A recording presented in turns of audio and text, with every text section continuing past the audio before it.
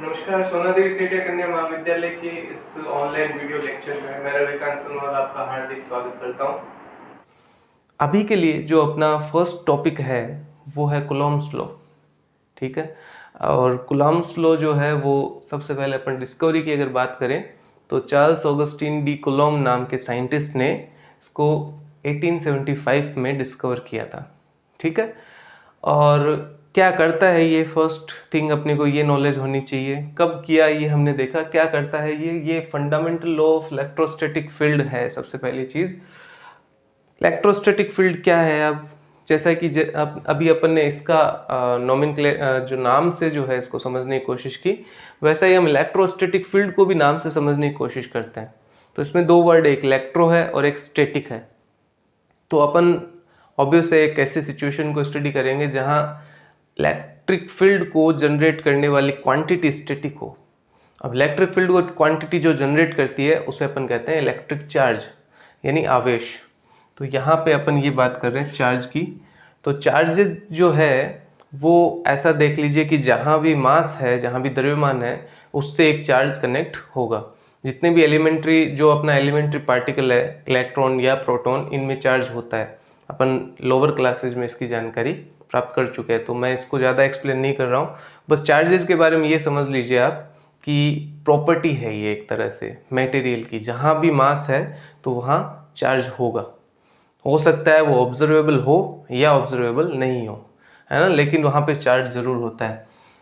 Okay, यहाँ नहीं, अपन यहाँ बात कर रहे हैं एक बार। तो this one doesn't matter, this and this, charge तो चार्ज है, बट अपन यहाँ बात कर रहे हैं। तो क्या है electrostatic field? Static charge distribution के द्वारा जो स्टैटिक इलेक्ट्रिक फील्ड उत्पन्न होता है। यानी हम अभी सिर्फ उन्हीं केसेस को स्टडी करेंगे जहां चार्ज स्टैटिक है, रुका हुआ है ना। उस फ्रेम ऑफ रेफरेंस में अपन पढ़ेंगे उसको जहां वो रुका हुआ है। Frame of reference, it is important thing. Okay, जब अपन मैकेनिक्स करेंगे तो ये बात करेंगे कि मैंने फ्रेम ऑफ रेफरेंस का जिक्र क्यों किया, कि वो रुका हुआ है और किसी स्पेसिफिक फ्रेम ऑफ रेफरेंस में रुका हुआ है। ठीक है, क्योंकि रुके हुए होने के लिए फ्रेम ऑफ रेफरेंस को डिफाइन करना जरूरी है। ये अपन यांत्रिकी में बात करेंगे, मैकेनिक्स में, बट अभी अपन स्टार्टिंग में इलेक्ट्रोस्टैटिक फील्ड का एक फंडामेंटल लॉ है ये, एंड इलेक्ट्रोस्टैटिक फील्ड के बारे में अपन देख रहे हैं यहाँ पे। थर्ड चीज अपने पास है फाइनल की, ये करता क्या है। तो ये किन्हीं दो चार्जेस के बीच में लगने वाले इलेक्ट्रिक फोर्स को कैलकुलेट करता है। कितना वो फोर्स लग रहा है उसको बताता है हमें, किधर लग रहा है वो बताता है हमें, किन किन चीज़ों पे वो डिपेंड करता है ये बताता है। तो पूरी तरह से डिफाइन करता है, ऐसा कहना ज़्यादा बेटर है। To find electric field between two charges, तो कोई भी दो चार्जेस हैं उनके बीच में कितना फोर्स लगेगा, पहला दूसरे पे कितना फोर्स एग्जर्ट कर रहा है, दूसरा पहले पे कितना फोर्स एग्जर्ट कर रहा है, ये अपने को कूलॉम्स लॉ बताता है। ठीक है, तो अब अपन स्ट्रेट फॉरवर्ड आ जाते हैं स्टेटमेंट पे कि इसका स्टेटमेंट क्या है। तो it states that the force F between two point charges Q1 and Q2 is, कि अगर अपने पास दो पॉइंट चार्जेस है, यहाँ पे मैं इसका छोटा सा एक स्कीमेटिक डायग्राम बना दूं। पहला पॉइंट चार्ज Q1, दूसरा point charge Q2, and these two are separated with distance R। अगर ऐसा सिचुएशन हमारे पास है तो इन दोनों के बीच लगने वाला force F, number first, along the line joining them. इसका मतलब क्या है कि वो हमेशा इन दोनों को मिलाने वाली रेखा के अनुदिश होगा। अगर मैं इसका इस पे फोर्स देखूं तो मे बी वो इस डायरेक्शन में होगा या इस डायरेक्शन में होगा, डिपेंड करता है कि दोनों चार्जेस की नेचर क्या है, कैसी वो प्रकृति रखते हैं। या फिर अगर इस पे इसके द्वारा इस पे लगने वाला फोर्स होगा तो वो या तो इधर होगा या इस डायरेक्शन में होगा, मतलब इसके अलोंग ही होगा। ठीक है, second, directly proportional to product of Q1 and Q2, कि इनका जो मैग्नीट्यूड है चार्जेस का, कितना चार्ज है Q1 कितना चार्ज है Q2, इनके मल्टीप्लिकेशन पे कि डायरेक्टली प्रोपोर्शनल होगा। ये बात बहुत सिंपल है समझने के लिए कि अगर आप चार्ज बढ़ाओगे, जिस तरह से हम ग्रेविटेशनल फोर्स की बात करते हैं, तो मासेस जैसे जैसे बढ़ते जाते हैं वैसे वैसे उनके बीच अट्रैक्शन बढ़ता जाता है या फोर्स बढ़ता जाता है, ग्रेविटेशनल फोर्स बढ़ता जाता है। हम यहाँ पे अगर इस चौक को रख रहे हैं तो फोर्स कम होगा, अगर मैं इससे बड़ी चौक को रखूँगा या इन दो चौक को रखूँगा तो इनका फोर्स ज़्यादा होगा, क्योंकि इनका मास भी ज़्यादा, इनका द्रव्यमान भी ज़्यादा है। इसी तरह सिमिलरली अगर अपने पास चार्ज का मैग्नीट्यूड ज़्यादा है तो इनके बीच लगने वाला इंटरेक्शन फोर्स, चाहे रिपल्शन हो चाहे अट्रैक्शन हो, वो ज़्यादा लगेगा। अच्छा, यहाँ पे ये मैं मेंशन कर देता हूँ, आप सब ये जानते ही हैं कि Q1 एंड Q2 अगर सेम नेचर के हो तो उनमें रिपल्शन फोर्स लगता है, और अगर अपोजिट नेचर के हो तो अट्रैक्शन लगता है। ठीक है, अब अगर थर्ड पॉइंट की बात करें तो ये भी बड़ा ही ऑब्वियस सा एक पॉइंट है कि inversely proportional to the distance to the square, यहाँ पे ये मिस कर गए अपन, टू द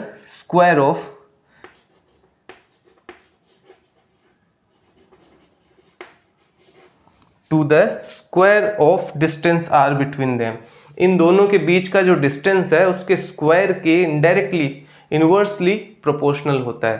तो एक तरह से वर्ग के व्युत्क्रमानुपाती है, मतलब कि विद रेस्पेक्ट टू डिस्टेंस बड़ी तेजी से घटता है वो।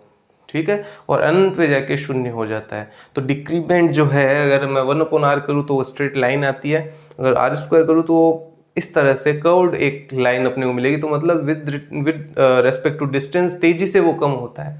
तो ये भी इंटरेक्शन का एक इसमें फैक्टर है। And fourth sorry, it depends on the medium between them. तो दोनों के बीच में क्या मीडियम है उस पर डिपेंड करता है। अभी क्योंकि मैंने जैसे अभी स्टार्टिंग में आपको बताया कि हम सिर्फ और सिर्फ फ्री स्पेस की बात करेंगे, हाँ, मीडियम में क्या है इसके बारे में अपन नेक्स्ट थर्ड मॉड्यूल में अपन बात करेंगे। फर्स्ट में इलेक्ट्रिक फील्ड, इलेक्ट्रोस्टैटिक फील्ड, फिर मैग्नेटोस्टैटिक फील्ड, फिर हम इलेक्ट्रिक फील्ड इन मैटर, और फिर लास्ट में मैग्नेटिक फील्ड इन मैटर की बात करेंगे। तो ये तीन चीज़ें जो अपन ने दो चीज़ें जो अपन ने मैथमेटिकली कही है, ये दो चीज़ें हमें समझने के लिए ज़रूरत है। सबसे पहले तो इन दो चीज़ों से अगर मैं फॉर्मूला यहाँ बनाऊँ तो मैथमेटिकली अपने पास क्या होगा, F is directly proportional to Q1 Q2 and indirectly proportional to r²। तो Q1 Q2 अपॉन r² तो आ जाएगा। जैसे ही ये समानुपात का प्रोपोर्शनलिटी का जो साइन है वो यहाँ से हटता है तो यहाँ पे एक प्रोपोर्शनलिटी कांस्टेंट आता है। तो यहाँ पे इसको अलग से अपन डिफाइन कर रहे हैं, दिस इज प्रोपोर्शनलिटी कांस्टेंट, समानुपाती स्थिरांक इसको बोलते हैं अपन। और ये जेन्युइन सी बात है, आता ही है। जहाँ भी समानुपात का संबंध आपने पहले भी फिजिक्स में पढ़ा है, साइंस में आपने पढ़ा है, तो ये समानुपातिक स्थिरांक आता है। और इसका ऐसा ही सिस्टम में जो वैल्यू है वो k = 1/4πε0 होता है। इस तरह के जो स्थिरांक है वो प्रैक्टिकल्स जब एक्सपेरिमेंट्स होते हैं, इनका काम ही यही था। इन्होंने एक्सपेरिमेंट किए और एक्सपेरिमेंट में अलग अलग जो वैल्यूज आए तो इनके साथ में ये चीज़ जो है ये तो वेरी कर रही है, साथ में ये जो चीज़ है ये कांस्टेंट आ रही है। तो यही उनका एक्सपेरिमेंटल डेटा है जो हमें बताता है कि k का वैल्यू इसके बराबर होगा, राइट। अब एप्सिलॉन नॉट यहाँ एक नई चीज़ आ गई, तो it is known as permittivity of free space, है ना। हिंदी मीडियम वालों के लिए मैं छोटा सा यहाँ वर्ड लिख देता हूँ, विद्युतशीलता।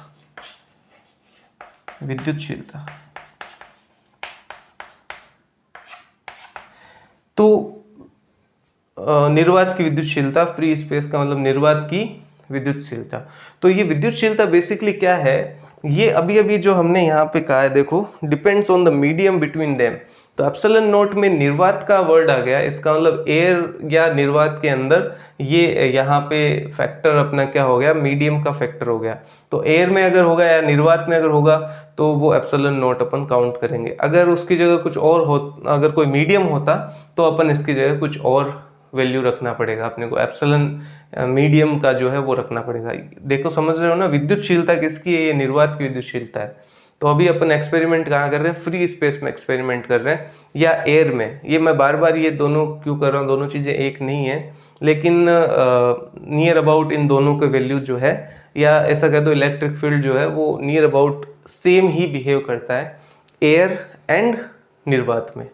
एयर में इंटरेक्शन होता है, कम होता है, लेकिन कुछ ना कुछ तो डिफरेंस आएगा, बट उसको नियर अबाउट सेम मान लिया जाता है। तो ये फ्री स्पेस के लिए, तो अभी जो मीडियम का बात अपन कर रहे हैं वो इस पॉइंट पे अपने को देखने को मिलता है, फैक्टर अपने को यहाँ मिलेगा। अच्छा, इसका भी वैल्यू फिक्स है, निर्वात की विद्युतशीलता है तो ये 8.854 × 10⁻12 एंड ये यूनिट हमने लिख रखा है, इसी से आप कैलकुलेट कर सकते हो। Newton × metre square, Q1 Q2 coulomb में है तो कूलाम स्क्वायर हो गया।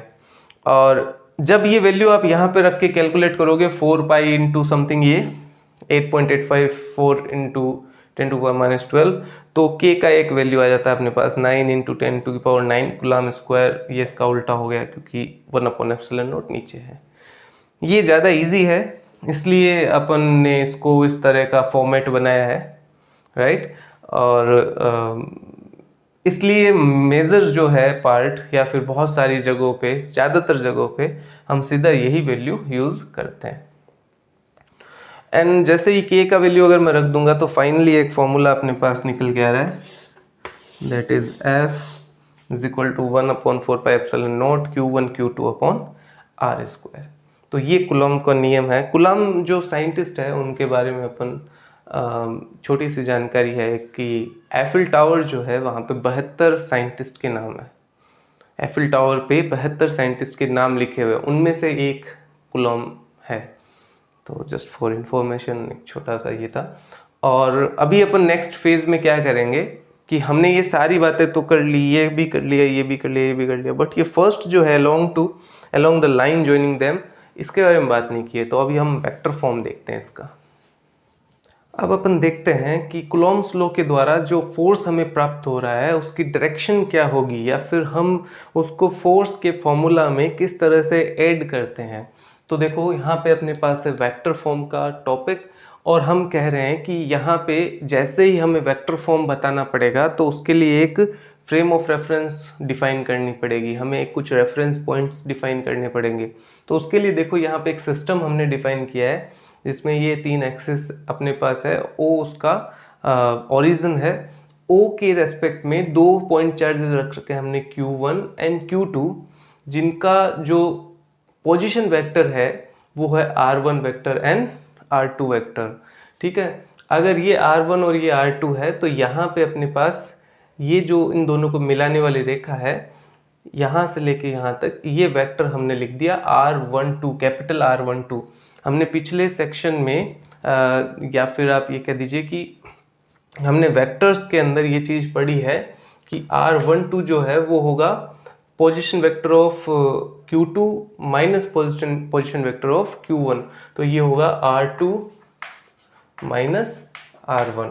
ये हम पहले से अपने नॉलेज से जानते हैं। अगर यही मैं तीर का निशान इस डायरेक्शन को इधर कर दूं तो ये R1 माइनस R2 हो जाएगा। तो यही हमने यहाँ लिखा है कि point charge Q1 and Q2 are located at points having position vector R1 and R2। तो R1 R2 के साथ में अपने पास 2 पॉइंट चार्जेस है। तब Q2 पर Q1 के कारण, this is the defining moment, कि हमें ये चीज़ पहले पता करनी है कि Q2 पर Q1 के कारण कितना फोर्स है। तो Q2 पर Q1 के कारण कितना फोर्स है, क्योंकि हमने यहाँ पे नेचर को अदरवाइज में डिफाइन नहीं किया है, इट मीन्स उनका नेचर सेम है, एक ही टाइप के वो चार्जेस हैं। तो Q1 and Q2 same nature के चार्जेस है, तो अपन जानते हैं इनके बीच रिपल्शन होगा। तो Q1 के कारण Q2 पे फोर्स जो है वो इस डायरेक्शन में होगा, और उसको नाम हमने दिया F12। तो 1 के द्वारा 2 पे लगने वाला, या 2 पर 1 के कारण, कुछ भी आप इसको कह दो, मेरे को ये ज़्यादा इजी लगता है कि 1 के कारण 2 पे क्या फोर्स है। तो इसको हमने नाम दिया, देखो 1 के कारण 2 पे क्या फोर्स है। तो ये एक फोर्स किस डायरेक्शन में होगा, इस डायरेक्शन में होगा, लाइन इन दोनों को मिलाने वाली रेखा, और इस डायरेक्शन में होगा। अब इसको हमने लिख दिया F12। तो F12 जो है वो अपने पास क्या होगा, 1/4πε0 हमेशा ही आता है Q1 Q2 अपॉन R12 का स्क्वायर, क्योंकि अब डिस्टेंस इनके बीच अपन क्या ले रहे हैं, R12 है ये। और यहाँ पे एक यूनिट वेक्टर आ गया है जो है R12, कैपिटल R12 का यूनिट वेक्टर है ये। मतलब डायरेक्शन कौन सी हो गई, ये वाली डायरेक्शन हो गई। हमने वेक्टर्स में ये चीज़ पढ़ रखी है कि एक उसका मैग्नीट्यूड वाला पार्ट होता है, एक डायरेक्शन वाला पार्ट होता है। डायरेक्शन वाला पार्ट उसको सिर्फ और सिर्फ क्या करता है, डायरेक्ट करता है, उस दिशा में भेज देता है। तो R12 अपना जो यूनिट वेक्टर है उसकी दिशा होगी ये, क्योंकि देखो ये अपने तीर का निशान लगाया, ये इसका मैग्नीट्यूड सहित मान है, लेकिन दिशा की बात करेंगे तो वो सिर्फ इस डायरेक्शन में होगी। तो ये तो मैग्नीट्यूड हो गया फोर्स का, और ये इसने क्या कर दिया, इसको डायरेक्ट कर दिया। किस डायरेक्शन में डायरेक्ट कर दिया, इस डायरेक्शन में, जिसको हमने ये तीर के निशान से F12 दिखा रखा है। तो दिस इज F12, और ये है 1 के कारण, चार्ज 1 के कारण 2 पे लगने वाला, प्रथम चार्ज के कारण द्वितीय चार्ज पे लगने वाला फोर्स। और उस फोर्स का मैग्नीट्यूड ये है जो हमने अभी पिछले सेक्शन में भी देखा है, ये उसका मैग्नीट्यूड है और ये उसका डायरेक्शन है। इसको इसका रिप्रेजेंटेशन का वे जो है वो 2-3 हो सकते हैं अपने पास। अपन यहाँ पे देखो वापस एक और तरीका लिख दिया है। अगर मैं यहाँ पे देखो ये R12 मैग्नीट्यूड है, अगर मैं इसको ऊपर नीचे देखो यहाँ पे सिर्फ आपको समझाने के लिए लिख देता हूँ, इसको ऊपर नीचे मैं मैग्नीट्यूड ऑफ R12 से मल्टीप्लाई कर दूं, R12 का मैग्नीट्यूड है सिर्फ ये, तो यहाँ पे ये देखो ये वाला यूनिट वेक्टर और ये मैग्नीट्यूड मिलके R12 वेक्टर बन जाएगा, राइट। और नीचे जो है वो इसका स्क्वायर पहले से है, एक और इसमें मल्टीप्लिकेशन होके क्यूब बन जाएगा। तो हम इसको इस तरीके से भी रिप्रेजेंट कर सकते हैं। ये वेक्टर जो क्वांटिटीज होती है उनकी प्रॉपर्टीज से अपन ने ऐसा लिख दिया है। तो डजंट मैटर, ये भी सही है, ये भी सही है, दोनों ही चीजें सही है। तीसरी चीज अपन ने इसको थोड़ा सा और एक्सपेंड करके लिख दिया है कि यहाँ पे R12 क्या है और ये R12 का मैग्नीट्यूड क्या है और R12 क्या है। तो R12 क्या है, R2 minus R1, R2 minus R1, और मैग्नीट्यूड R2 माइनस R1 का मैग्नीट्यूड अपन ने इसको मापांक में बंद कर दिया, ये इसका परिमाण है। तो ये फोर्स हो गया F12 जो है 1 के कारण 2 पे लगने वाला फोर्स, चार्ज 1 के कारण 2 पे लगने वाला फोर्स। सिमिलरली ये अपन सिर्फ समझने के लिए लिख लेते हैं कि अगर हमें कोई कह दे कि 2 के कारण 1 पे लगने वाला फोर्स क्या होगा, 2 के कारण 1 पे लगने वाला फोर्स, तो मैग्नीट्यूड उसमें सेम होगा, भी मैग्नीट्यूड में कोई चेंजमेंट नहीं होगी, वही उसका मैग्नीट्यूड होगा Q1 Q2 अपॉन R12 लिख दो या R21 लिख दो, डजंट मैटर, इससे कोई फर्क नहीं पड़ता क्योंकि लंबाई इसकी सेम ही रहनी है। अब हमने क्योंकि यहाँ R21 लिख दिया है तो डायरेक्शन अब R21 की होगी, एंड R21 डायरेक्शन ये होगी भाई अपने पास में, दिस इज R21। तो यहाँ पे अपने ने ये लिख दिया 2 के कारण लगने वाला फोर्स 1 पे, और यहाँ पे सिर्फ इतना चेंजमेंट आ जाएगा, that is it is R21 का वेक्टर लगाना पड़ेगा ना, ये क्यूब लिख दिया अपन ने तो वेक्टर, या फिर इस फॉर्मेट में लिखो तो क्या हो जाएगा 1/4πε0 Q1 Q2 एंड ये हो जाएगा R1 माइनस R2 का मैग्नीट्यूड का cube and R1 minus R2 का वेक्टर। सिंपल है, ये और ये सेम ही है, बस इनका डायरेक्शन का फर्क है। डायरेक्शन का फर्क अगर आप देखोगे तो यहाँ पे R1 माइनस R2 को मैं अगर R2 माइनस R1 कर दूँ तो यही बन जाएगा, लेकिन आगे एक माइनस निकल के आ जाएगा।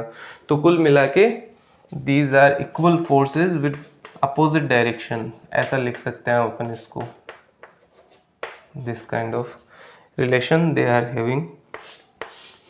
ये रिलेशन है उनके बीच में कि F12 जो है वो बराबर है माइनस F21 के, या इसका उल्टा कर दो, इससे कोई फर्क नहीं पड़ता है। माइनस का साइन ये शो कर रहा है अपने को कि इनका डायरेक्शन एक दूसरे के अपोजिट है, तो पहला इस डायरेक्शन में लग रहा है एंड दूसरा उस डायरेक्शन में लग रहा है, दैट्स इट। ओके, तो ये अपने पास में हो गया इसका वेक्टर फॉर्म। अब अपने पास बात आती है एक और इम्पोर्टेंट फैक्टर की, एक और इम्पोर्टेंट कॉन्सेप्ट की, कि ये तो हमने बात की कि अगर दो ही चार्जेस हो तो क्या हो। अभी हमारे पास एक नया क्वेश्चन ये निकल के आता है कि अगर मल्टीपल चार्जेस हो, बहुत सारे चार्जेस हो, तब क्या। अगर हम इसको इस तरह से देखना चाहें कि हमारे पास में बहुत सारे चार्जेस हैं,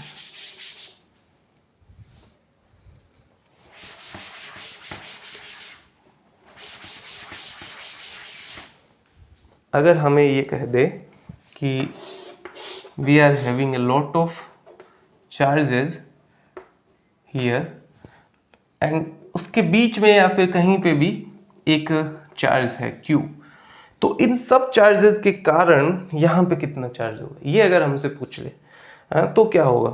तो यहाँ पे हमें ये समझने की जरूरत है कि नेचर इस फोर्स का क्या है ना। ये समथिंग लाइक ऐसा कुछ सिचुएशन हो जाता है, बाय द वे अपन जब छोटे थे सब लोगों के साथ ऐसा हुआ होगा कि हम दो बहुत खास फ्रेंड है मान लो, और फिर तीसरा एक नया फ्रेंड आ जाता है, ठीक है, एंड देन आप इनसिक्योर हो जाते हो कि भाई अब वो नया आ गया है एंड मेरे साथ उसकी दोस्ती रहेगी या नहीं रहेगी, समथिंग लाइक ऐसा हो जाता था। या फिर दूसरा सिनेरियो अपन ऐसा इमेजिन करें कि हम 3 दोस्त हैं और A B एंड C से झगड़ा हो गया B का, बी से सी का झगड़ा हो गया, आप ए हो, तो अब ए को बी क्या कहेगा, मेरा सी से झगड़ा हो गया, तू बात मत करना। हो जाता ना ऐसे कि तू अब मुझसे बात मत करना क्योंकि मेरा झगड़ा हो गया। और इसी तरह से बी भी ए से यही कह रहा है कि सी से मेरा झगड़ा हो गया, और सी भी यही कह रहा है कि बी से मेरा झगड़ा हो, तू बात मत करना। तो ये क्या था, ये म्यूचुअल अंडरस्टैंडिंग की कमी थी। ऐसा होता है ना कि एक रिलेशन है और फिर नया रिलेशन आया तो पूरा रिलेशन की इम्पोर्टेंस कम हो गई। वो इम्पोर्टेंस कम चार्जेस नहीं करते। ये जो फैक्टर है मैंने आपको इसलिए बताया कि चार्जेस जो है वो म्यूचुअल, उनकी अंडरस्टैंडिंग इतनी अच्छी है कि अगर दो चार्जेस हैं और उनके बीच इंटरेक्शन है, तीसरा चार्ज वो आएगा, उससे कोई फर्क नहीं पड़ेगा, वो उसके साथ भी इंटरेक्शन रखेगा जो पहले था, और अब जो नया आ गया है उसके साथ भी इंटरेक्शन रखेगा।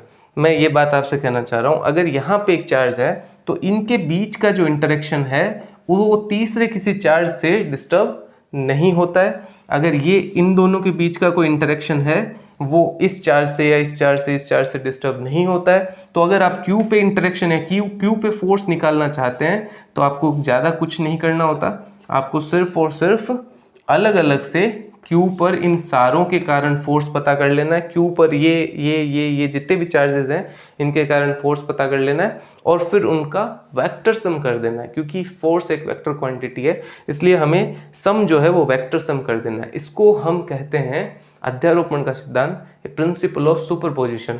ये जर्नलाइज्ड है, it is not for just electric forces, ये हर जगह काम आता है। फिजिक्स में सब जगह पे इसको अपन यूज़ करते हैं, अलग अलग जगह पे न्यूमरस टाइम ये यूज़ आता है। लेकिन यहाँ हम इस सिद्धांत का उपयोग करके और किसी चार्ज सिस्टम के द्वारा किसी पर्टिकुलर चार्ज पे लगने वाला फोर्स पता कर सकते हैं। तो यही हमने लिखा है, if we have more than two charges then we can use principle of superposition to determine the force on a particular charge.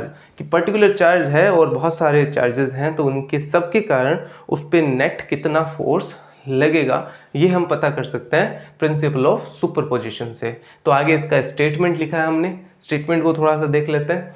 तो if there are n charges, capital N charges, Q1, Q2, Qn तक के charges हैं,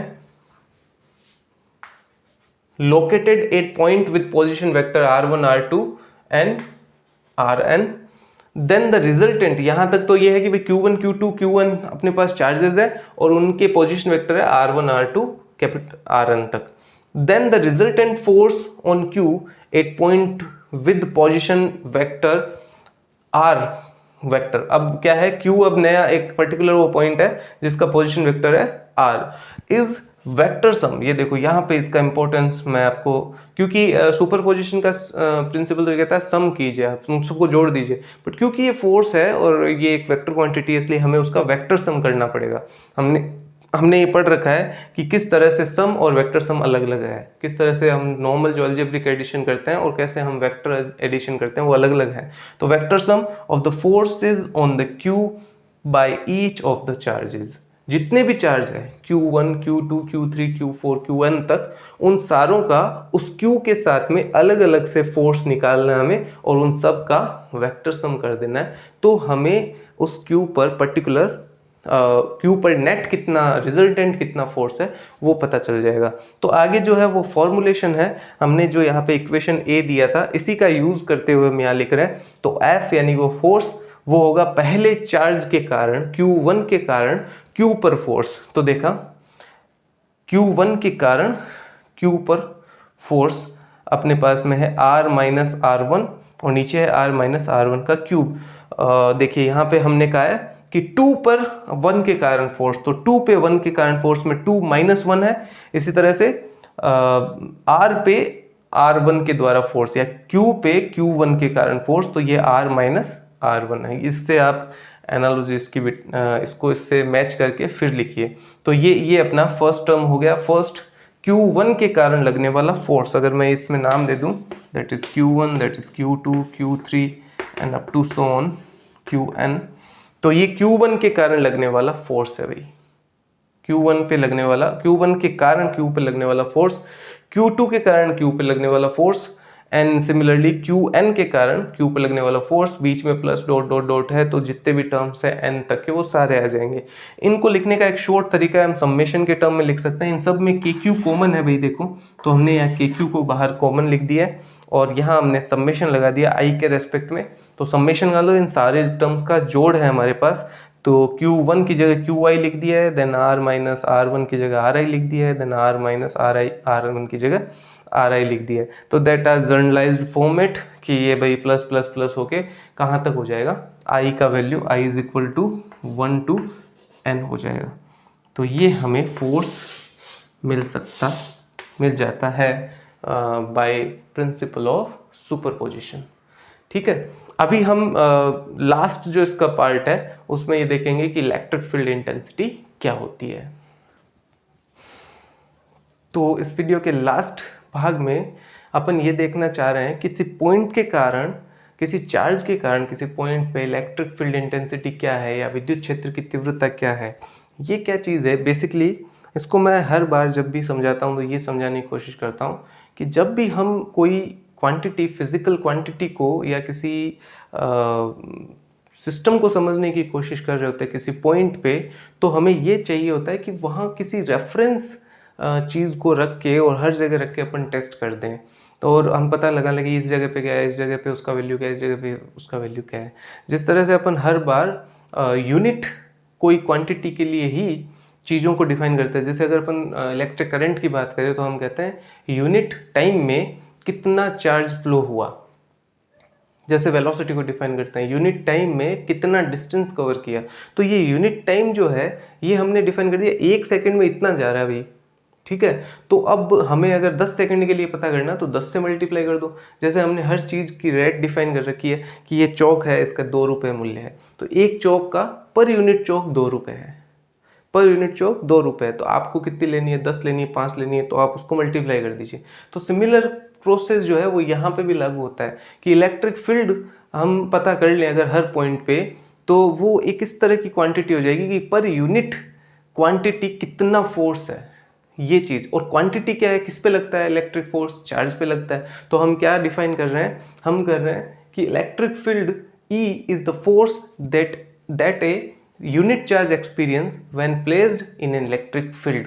कि भाई electric field में एक unit charge को, अच्छा यहाँ पे एक मिस हो गया, कर दिया अपन ने, unit charge, unit positive charge, ये भी डिफाइन करना पड़ेगा क्योंकि चार्जेस दो नेचर के होते हैं, 2 टाइप के होते हैं। तो अगर हम चीज़ें प्लस की जगह माइनस कर देंगे तो दिशा बदल जाएगी, मैग्नीट्यूड तो नहीं बदलेगा पर दिशा बदल जाएगी। इसलिए हम बात कर रहे हैं कि यूनिट पॉजिटिव चार्ज को अगर मैं किसी इलेक्ट्रिक फील्ड में रखूं तो उसको कितना फोर्स फील होगा, ये अगर मुझे पता चल जाए तो मैं उसकी जगह कुछ भी रख के वो टोटल फोर्स कैलकुलेट कर सकता हूँ। मेरी बात समझ में आ गई ना आपको भाई कि यूनिट जो पर यूनिट हम बात करते हैं कितना फोर्स है वो बताता है हमें इलेक्ट्रिक फील्ड इंटेंसिटी, जिसको शॉर्ट में इलेक्ट्रिक फील्ड ही बोल देते हैं अपन, क्योंकि इलेक्ट्रिक फील्ड को मेजर करने का यही सही तरीका है कि हम यूनिट चार्ज पे पता कर लें। यूनिट चार्ज पे ज़्यादा लग रहा है तो हम कहेंगे भाई ज़्यादा है इलेक्ट्रिक फील्ड, और यूनिट चार्ज पे कम है तो हम कह देंगे कम है। जैसे अपने पास 2 अलग अलग चार्जेस रखे हुए हैं, हम दोनों में सेम डिस्टेंस पे यूनिट चार्ज रखें, एक में फोर्स ज़्यादा लग रहा है, एक में फोर्स कम लग रहा है, तो ऑब्वियस है फर्स्ट वाला जिसमें फोर्स ज़्यादा है उसमें इलेक्ट्रिक फील्ड भी ज़्यादा है, और जिसमें कम है उसमें इलेक्ट्रिक फील्ड भी कम है। तो अगर हम इसको फॉर्मूला में डिफाइन करना चाहें तो E इज इक्वल टू क्या हो जाएगा अपने पास, F/Q0। Q0 मैंने थोड़ा सा डिफ्रेंशिएट करने के लिए रखा है कि मैं Q0 जहाँ रखा हुआ है वहाँ पे मेज़र करना चाह रहा हूँ। और अगर इसको मैं थोड़ा सा और यूनिट इसकी देखनी चाहूँ तो ये न्यूटन में, एक कुलाम में, तो न्यूटन पर कुलाम इसकी यूनिट होती है। एक और पॉपुलर यूनिट है जो वोल्ट पर मीटर है, जो हम वोल्ट वाले जो विभवांतर या वोल्टेज का जो कॉन्सेप्ट है उसमें भी ये आएगा, तो वोल्ट पर मीटर, जहाँ पे अपन वोल्टेज वर्सेस इलेक्ट्रिक फील्ड इन दोनों का रिलेशन देखेंगे वहाँ पे अपने को ये यूनिट मिलेगा।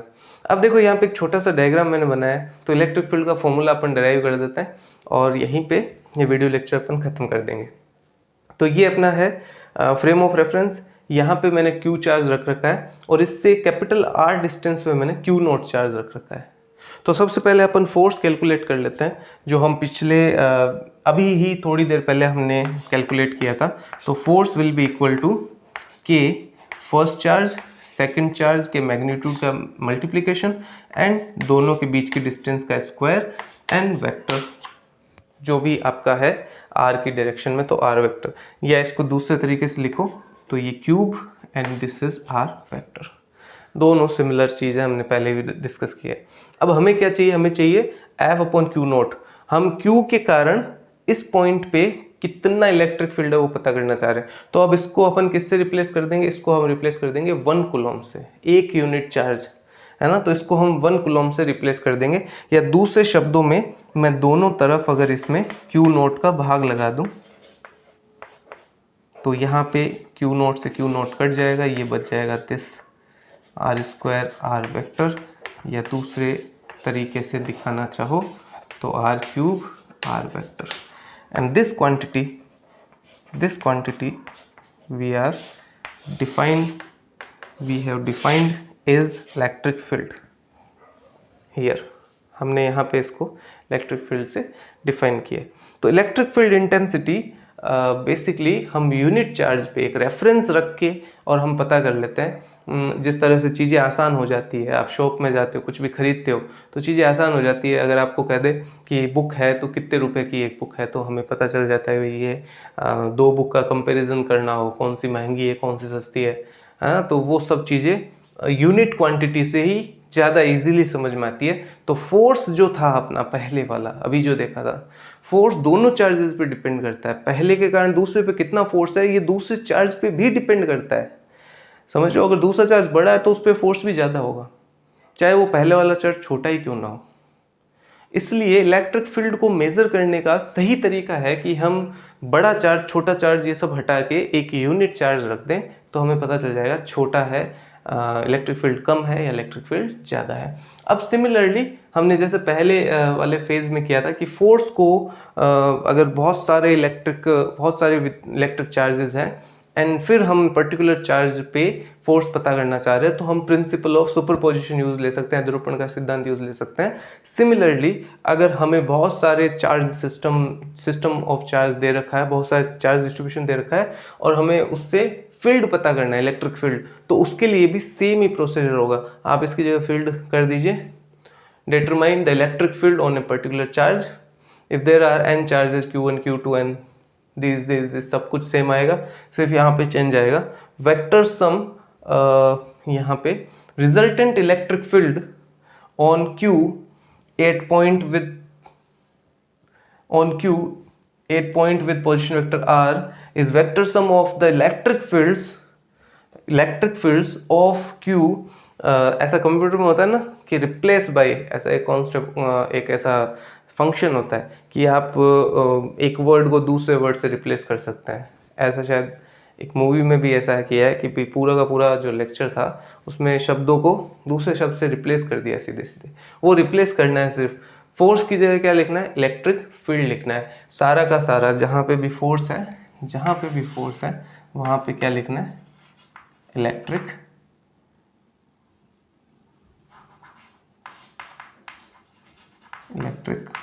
field here and then here and then here and then here। अच्छा फोर्स था, अब इलेक्ट्रिक फील्ड करना है। अच्छा, फिर फॉर्मूला में डिफाइन वेरिएशन करना है। फॉर्मूला में क्या, इस क्यू को हटा देना है क्योंकि क्यू अपना इधर आ जाएगा।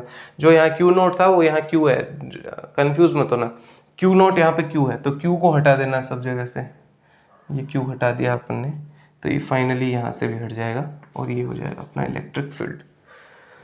कॉन्सेप्ट सेम है क्योंकि चीज़ें भी सेम ही हैं, वो कोई ऐसा नहीं है कि अलग हो गया, बस अब हम यूनिट चार्ज पे फोर्स निकाल रहे हैं। तो ये भी एक फोर्स है बट एक यूनिट चार्ज पे फोर्स है।